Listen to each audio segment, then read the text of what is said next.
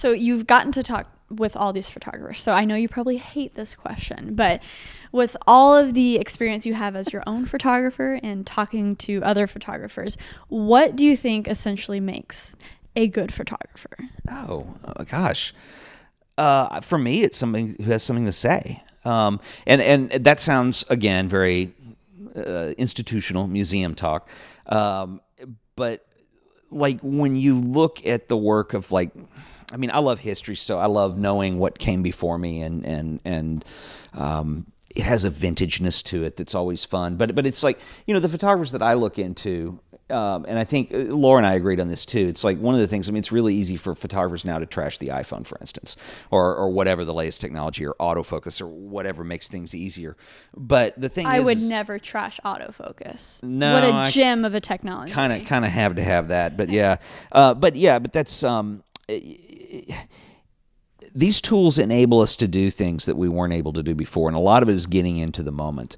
There was a photographer, Jacques-Henri Lartigue, who was this French photographer who grew up in immense wealth and did all these early shots, but he was so radically different than everybody else because he would show action. He'd show the snapshot, the whole in the moment kind of thing. So it's like images like that, I think, are something that drive me. They also tend to hold longer. Like, I think what is not a good thing to get into for any photographer is stylistic trends of the moment, because those are things that will come and go, or something that's reliant on a technique or something like that. Like there were a lot of photographers before computers and before Photoshop that would get into these multi-layering things in the darkroom. Jerry Uselman was this name, who was one of the big ones, and he did at the time mind-boggling. People were like, how did he do that? And then there was kind of a school of people who came along, and those posters would sell at the mall. You go to the gallery, and it's the guy looks like he's in the ocean, but it's really a library underneath. And they were multi-layered in the darkroom, and they were very difficult to make.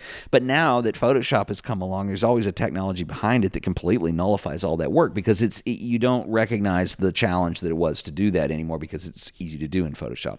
So I think having staying power, or providing images that are not only beautiful, but they're going to be considered to be that in the long run. I think it comes down to humanity sometimes, showing emotion, showing people, those are the kinds of things that I like, and that's what makes a good photographer. And things that are timeless. I always look at, because why I like a lot of your videos, especially when you dissect photographers, is it's a wide range of people, right? And so we could be looking at pictures from the 1960s. Yeah. I think it was a recent video you did of the photographer who documented rural South Carolina and the childbirth.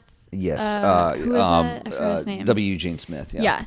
And those pictures were so powerful. It was a photo essay he did for Life magazine. Yeah. And to be able, it's almost like you just time travel to back there. And you realize that people are really not much, their clothes are different. Yeah. Their styles are different, but it still tells a story. Yeah. And by the way, that story was it was a state-run program that was helping people in poor rural areas with this epidemic of children dying in childbirth.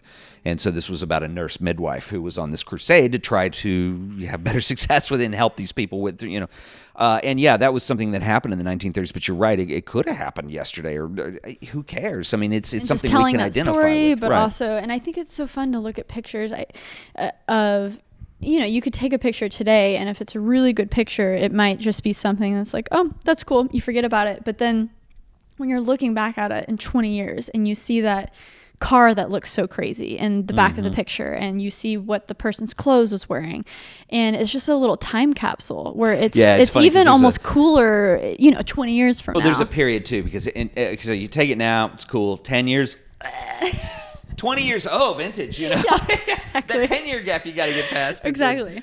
And when you're saying, following trends and stylistic things, I will always remember how many pictures are ruined from photographers editing the super heavy HDR styles of oh my God, looking back, it's hideous. But why was the HDR such a thing? It was popular.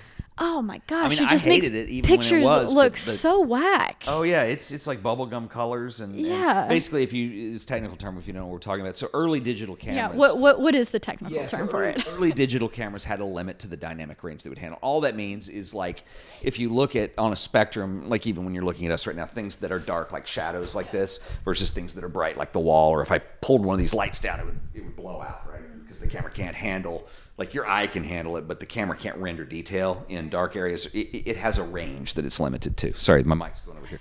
I'm really into this. So it was a way of you could take 3 different exposures and then stack them together in the computer. Now, you have to exercise a little bit of restraint here because it has to look natural, and you can do that. But which people did not do. They took a the trend. highest expose and the lowest and they would compress it all into like nothing that the camera could more than well handle, but it was too much that was compressed in there, and so like skin would look like metal sometimes. It was really off-putting.